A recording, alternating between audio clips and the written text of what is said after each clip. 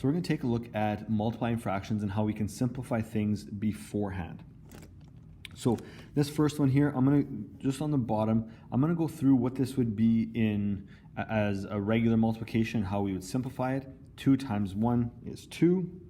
5 times 4 is 20. We can divide both by 2. And this will give us 1 over 10. Sorry, 1 over 10.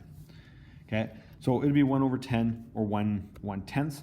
And that's, again, there's some simplifying at the end. And sometimes, again, this is a lot easier than other times. This one, we see that it's both even. We can divide by 2. If we do that ahead of time, right here, we can divide this by 2 and this becomes a 1. And we can divide this by 2 and that becomes a 2. 1 times 1 is 1. And 5 times 2 is 10, which is going to give us the same answer. Now, we can only do it across or anywhere up and down. Okay, so if anything on top and the bottom can be simplified, we try to do that, even if it's inside of our own fraction, even though I will very rarely give you one which could be done inside of its own fraction ahead of time. All of the fractions I give you, or for the most part, the fractions I give you are already simplified down. Okay, let's try another one here. 16 and 3.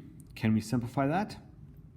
No, that does not work. 16 and 5, nope, already in lowest terms. 10 and 3, already in lowest terms. 5 and 10, this one we can. We can divide both of these by 5. So this becomes a 1, this becomes a 2. Now you're noticing we're getting much smaller numbers.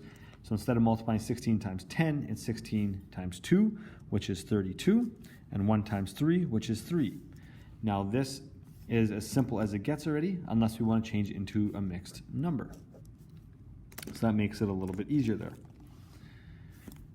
Now on the last one, you'll notice that, or you may notice that there is a couple different things that we can do. 3 and 9 can be both divided by 3, so that becomes a 1, and this becomes a 3. And 14 and 7 can both be divided by 7, and so that becomes a 2, and that becomes a 1. 2 times 3 is 6, 1 times 1 is 1, and this gives us an answer of 6. Now, I went through that fairly quickly, but it is an opportunity to kind of see that if we simplify early, it will help us later on. Just as a little bit of a heads up, this one right here, okay, these are some big numbers. 14 times 9, so if we do it again, but we don't simplify right off the bat, it could be a little bit more of a challenge. 14 times 9 is 126. Let me just double check that. 10 times 9 is 90. Yeah. So 126 over 21. Now, it's tough to see if there's anything that we can divide both of these by. Okay. In fact, we're going to be able to divide them both by 7. We're going to be able to divide them both by 3. So we could divide it both by 21. But that's really difficult to see if we just have this here. Okay. We might start with 3. So if we divide both by 3, this is going to be 7.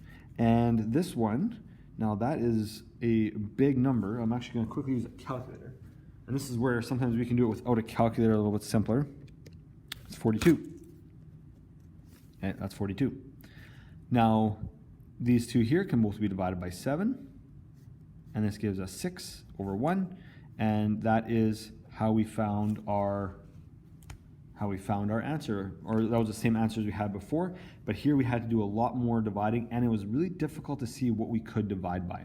So if we can simplify early, it usually helps us out later on.